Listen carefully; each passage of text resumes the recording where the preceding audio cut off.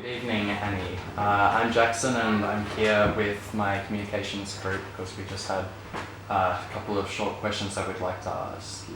What are the pros and cons, in your opinion, of radio as a mechanism to communicate to others? Mm-hmm. I'm a very passionate radio supporter. I've worked across the different types of mediums and across different periods of time, and we've had lots of different pros and cons when television was probably at its heyday, when radio was considered a dying art form, when print was considered a more highbrow, art, to now, a much more rundown kind of platform. But I think radio has an amazing ability that probably only online has in terms of immediacy. You can get to something and somewhere very, very quickly. So a story can break and we can be talking to someone about what's happening, usually within metres of where it's happening, in very, very quick time. So the Arab Spring was a classic example where it was incredibly dangerous. Reporters were greatly restricted from being anywhere near it.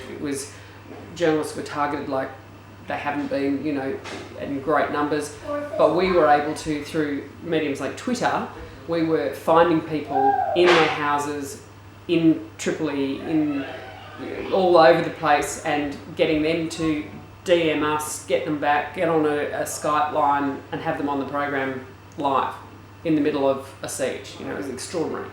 You can't do that in any other medium. There's also, I think, the relationship in radio that you have with an audience that's very hard to get with the other medium. So on print, it's a very isolated experience. You are reading something yourself. In television, you're watching. It's a very passive thing to do.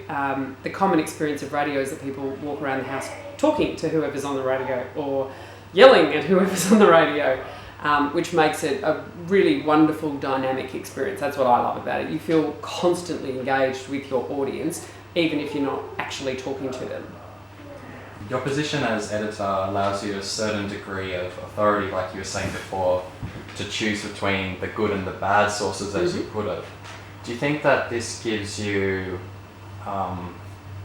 sort of ethical considerations that you have to take into account when reporting the facts as you see them? Yep, absolutely. There are facts, there are right and wrong answers, but an awful lot, even in story selection, is subjective. So to choose to do that story or to do a different story is an editorial decision that has some sort of ethical framework. So why do I think it's relevant? Why does it have a place in my program? How is the best way to tell it?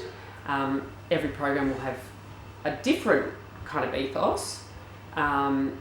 We try to be entertaining, we try to be relevant, we try to bring things home for people, why they should care, what is, the message. You can't be too preachy, but at the same time, you're not just there to amuse and entertain. There's plenty of that out there. You're there to educate and inform. So, yeah, absolutely. And I think probably that's the most important role I have as editor of the program, is to shape how each of my reporters presents their pieces, whether it be something light and colourful or something political. They can often be just as difficult, So yes, I think you have to be very conscious all the time.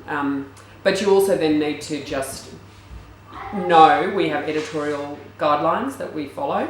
There's a very clear book of rules and responsibilities. Have you checked? Do you know? Are you on legally safe ground? If you're concerned, you refer up. That's like the greatest watchword in journalism, is upward referral. When in doubt, put your hand up and ask for help. Often if something just feels a bit icky, it probably is. And really just to be conscious of what it is you're trying to do, what it is you're trying to say. Are you comfortable with that? Are we all comfortable with what we're doing? And that's something we go through. I do between 10 and 13 stories a day. We would go through that with almost every story every day. Thanks, that was really interesting, and I'd just like to quickly thank you for your time. You're welcome. Awesome.